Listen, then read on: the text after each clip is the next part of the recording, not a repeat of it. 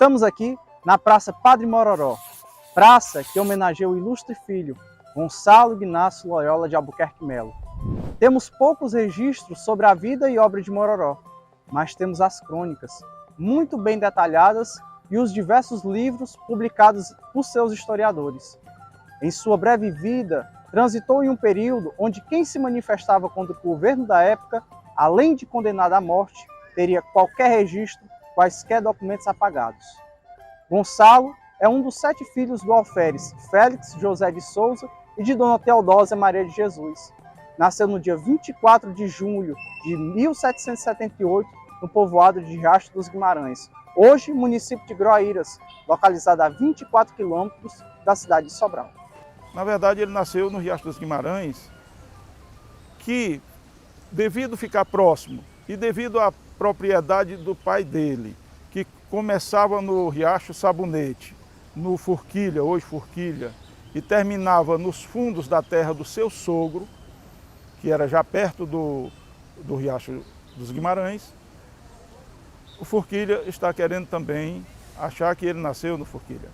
Sobral porque era exatamente onde estava a freguesia, né? A freguesia de Nossa Senhora da Conceição.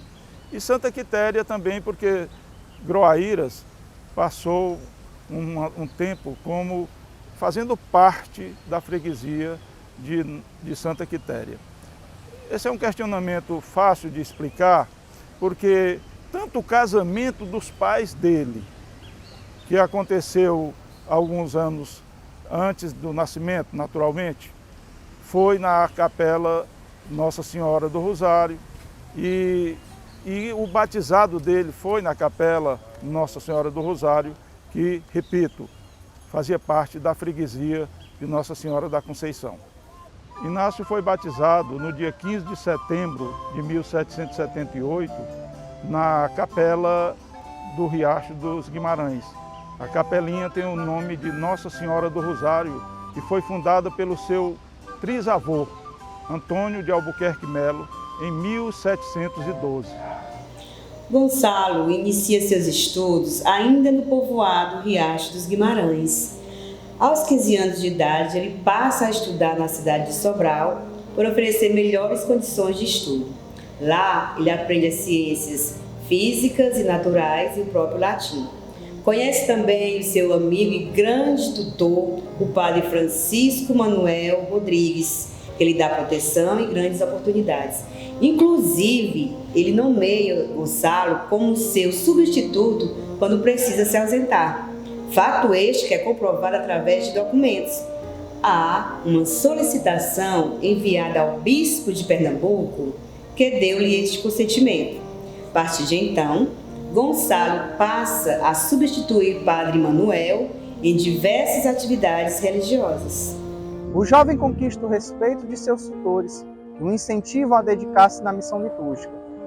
Os conselhos foram acatados e o mesmo muda-se para Olinda para estudar no seminário, referência no desenvolvimento intelectual de jovens mais abastados da época. Foi nessa época que Gonçalo bebeu na fonte dos ideais revolucionistas. Essa instituição foi responsável por revelar mentes intelectuais que contribuíram de forma decisiva nesses movimentos.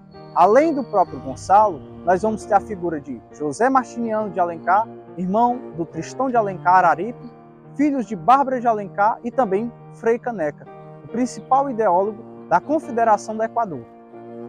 No ano de 1802, já ordenado padre, celebra uma missa na matriz de Sobral, Igreja Nossa Senhora da Conceição. E durante os anos de 1813 até 1814, continua a ensinar latim por Sobral, desempenhando atividades religiosas, seja missa ou outros sacramentos. Podemos mencionar sua participação na Vila de Boa Viagem em 1810, em Santa Quitéria em 1813 e Tamboril em 1814, e, consequentemente, dividindo-se nessas duas funções. Sobre o Mororó, é importante ressaltar a inteligência do mesmo. As habilidades e os conhecimentos abriram-lhe várias portas. Um fato ocorrido em 1815, quando o Brasil foi elevado a Reino Unido de Portugal, o jovem Gonçalo foi convidado a proferir um discurso em homenagem ao governador Sampaio. E esse discurso foi tão bem feito que o governador ficou encantado e concedeu-lhe o convite para ser secretário do governo, além de um cargo como professor de latim na cidade de Aracati. Posteriormente, o governador conseguiu-lhe a insignia de Cavaleiro da Ordem de Cristo. Influenciado por Manuel Sampaio, Gonçalo escolhe posicionar-se a favor da coroa contra os revoltosos. Sua atividade é prestar atenção em qualquer tipo de comportamento subversivo e relatar ao governador. É Gonçalo Inácio que faz a delação do ouvidor-geral do Ceará, na época, João Antônio Rodrigues. No Ceará, em maio de 1817, a família Alencar é quem proclama a revolta no Cariri. Entretanto, o movimento é enfraquecido por falta de adesão das outras vilas. Logo, a família Alencar é presa e mandada para Fortaleza. O clã Alencar é composto por José Martiniano de Alencar, Bárbara de Alencar e Tristão de Alencar. Os dias arrastavam-se e o sofrimento assolava os Alencar. Um falso alívio chega às mãos de Dona Bárbara. Só quem já teve a liberdade restrita sabe o quanto a solidão é difícil. Certo dia, Tristão, tomado de saudade de sua mãe e arrebatado pela angústia da prisão, decidiu pôr um fim àquela situação de cárcere. Mãe, amanhã na hora da nossa comida, nós vamos fugir, dando o que der. Escreveu essas palavras com o próprio sangue em um pedaço de papel e deu um jeito desse bilhete chegar até a sua mãe. Ao receber o escrito, Dona Bárbara ficou aflita, porque conhecia a personalidade forte do filho, e ela temia pelo pior. Usou de sua influência e mandou o mesmo bilhete ao governador. Este foi interceptado por Padre Gonçalo Inácio, que intercedeu junto ao seu superior para que concedesse aos prisioneiros um tratamento mais humanizado. Segundo os historiadores, esse foi o primeiro contato do Padre Gonçalo com os revolucionários. Gonçalo foi convidado e convencido fortemente por Tristão a participar do movimento como secretário, por seu conhecimento avançado sobre escrita. Novos movimentos revolucionários eclodiram por todo o Brasil, justamente por Dom Pedro I não aceitar o projeto de Constituição que limitava seus poderes. Dom Pedro I e Costa Barros, ambos comungando do mesmo ideal político, a monarquia centralizada, que ocorria no Rio de Janeiro, em oposição aos ideais liberais do Ceará. Fator esse que vai contribuir para a Confederação do Equador ser proclamada no dia 2 de julho de 1824 em Pernambuco. No Ceará, o movimento ecoa com mais força, tornando-se mais palpável e robusto.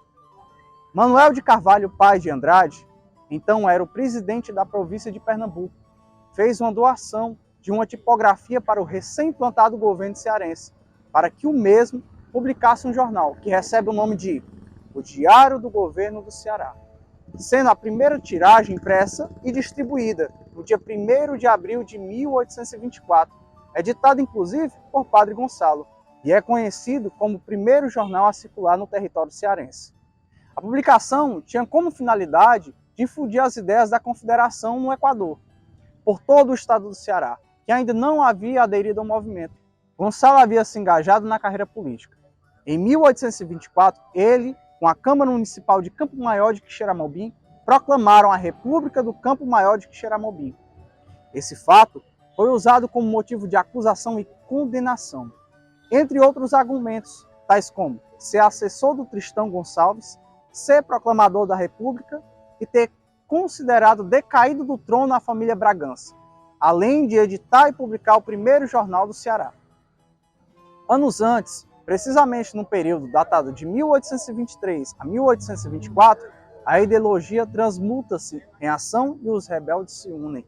Abre aspas para mencionar alguns membros do grupo, sendo Feliciano José da Silva, Carapinima, Tristão Gonçalves Alencar, Araripe, Bárbara de Alencar, Padre Gonçalo Inácio, imbuídos pelo sentimento de liberdade, ansiando tornar-se independente dos desmandos de Dom Pedro I e não serem mais submissos às outras províncias.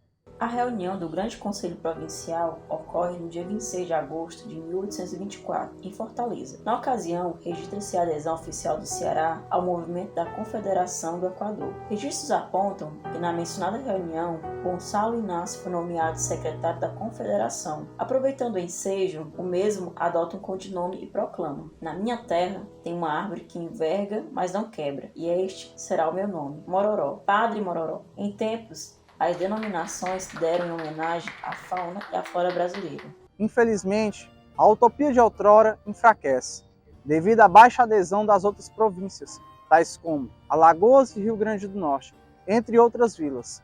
A Revolução resistiu por alguns meses, sendo que no Ceará o tempo de duração foi bem maior, se comparado a Pernambuco, que findou em novembro de 1824. Saldo negativo para o Ceará foi a morte de Tristão de Araripe, no antigo povoado de Santa Rosa, hoje conhecido como Jaguaretama. O ocorrido causou forte impacto aos rebeldes em Fortaleza.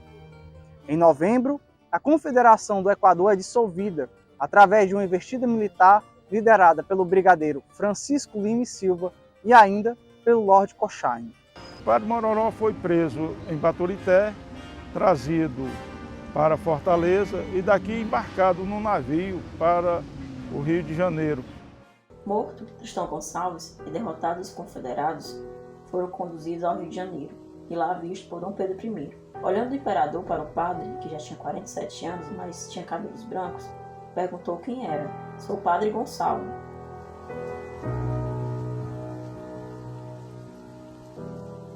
"Pois bem," disse o imperador, "e de viver, meu padre velho, que não é mais capaz senão de compaixão, que se use contigo de misericórdia." Apesar destas palavras proferidas pelo imperador, a ordem que se seguiu foi que os confederados fossem punidos rigidamente, pagando com a própria vida. A princípio, por enforcamento. Como nenhum carrasco se prontificou a fazer o ato, por se tratar de um padre tão querido, então optou-se por fuzilamento. Os últimos momentos de Padre Mororó foram narrados em uma crônica escrita por Viriato Correia. Houve-se a missa celebrada por Frei Luís do Espírito Santo Ferreira. Segue-se depois, lentamente, a caminho da Praça do Suplício. No meio do largo, em uma árvore, há um grupo de homens e crianças trepados. A carga é tão grande que, quando o condenado passa, o galho da árvore se cai e ele vem ao chão. O Padre Mororó estanca por um instante, embora marchando para a morte, é o primeiro a rir do trambolho do pessoal da árvore. Na praça que se vai dar a execução, Mororó é colocado na coluna da morte. Um soldado traz a venda para pôr em seus olhos. "Não," respondeu ele, "eu quero ver como isso é." Vem outro soldado para colocar ao coração a roda de papel vermelho, que vai servir de alvo. Ele detém a mão do soldado e diz: "Não é necessário, eu farei o alvo." E cruzando as duas mãos sobre o peito, grita: "Camaradas, o alvo é este." E no tom de riso, como se aquilo fosse uma brincadeira: "E veja lá, tiro certeiro, que não me deixe sofrer muito." Houve na multidão um instante cruel de ansiedade. Tinha sido ordenada a pontaria. Todo o vago rumo do povo cessou completamente. "Fogo!" A descarga estrondou. O padre tombou sem vida e aos seus pés caíram 3 dedos da mão e as balas deceparam.